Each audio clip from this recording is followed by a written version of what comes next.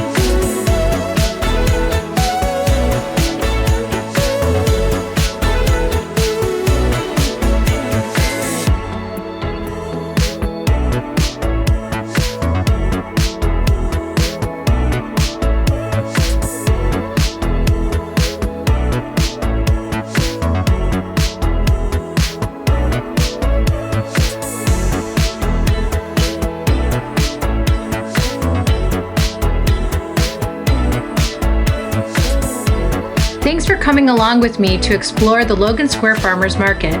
There really is something here for everyone. That's part of the fun.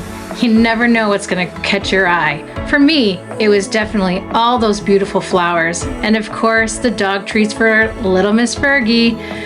If you're in the area or visiting Logan Square, come check it out for yourself.